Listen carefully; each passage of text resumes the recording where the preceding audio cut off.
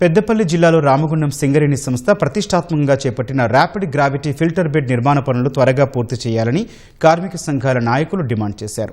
పనుల్లో జాప్యం కారణంగా ఈ వేసవి కూడా కార్మికులకు శుద్ధ జలం అందే పరిస్థితి కనిపించడం లేదు. ఆవేదన వ్యక్తం చేశారు. గోదావరిలో నీటి ప్రవాహం తగ్గిపోయి కలుషిత నీరు గోదావరి నదిలో కలుస్తుండటంతో కార్మికులు అనారోగ్య బారిన పడుతున్నారు.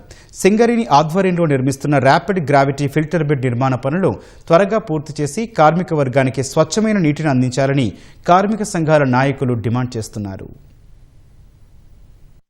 మంచినీటి కొరకు 2 సంవత్సరాల క్రితమే RG1 ఏరియా గోదావరి ఖనిలో గ్రావిటీ ఫిల్టర్ ఏర్పాటు చేయడం జరిగింది. దానికి 20 కోట్ల నిధులు కూడా విడుదల చేయడం జరిగింది. కానీ ఇంతవరకు అది పూర్తిగా సంవత్సరం కాలం లోపలే పూర్తి కావాలి. కార్మికులకు ఇక్కడి నుంచి మొదలు పెడితే RG1, 2, 3 ఏరియాలకు రక్షిత మంచినీటి ఇవ్వాల్సి ఉండే, కానీ దీంట్లో జాప్యం జరుగుతూ ఉన్నది. వెంటనే సింగరేణి యాజమాన్యం స్పందించి దానికి ఏమైనా ఉంటే దానికి నిధులు విడుదల చేసుకుని దాన్ని వెంటనే కంప్లీట్ చేసి కార్మికులకు కార్మిక కుటుంబాలకు రక్షిత మంచినీటి సౌకర్యాన్ని కల్పించాలి. మనం ఆ రోజే చెప్పినటువంటి ఈ తీవ్రత ఉంటుంది అని చెప్తే ర్యాపిడ్ గ్రావిటీ ఫిల్టర్స్ పెడతామని చెప్పి కట్టడానికి నిర్ణయం తీసుకొని కడుతున్నటువంటి క్రమంలో ఇప్పటి వరకు కూడా ఓపెన్ కాలేనటువంటి పరిస్థితి. వెంటనే పూర్తి చేసి ఒక శుభ్రమైనటువంటి నీటిని కార్మికులకు అందించాలి.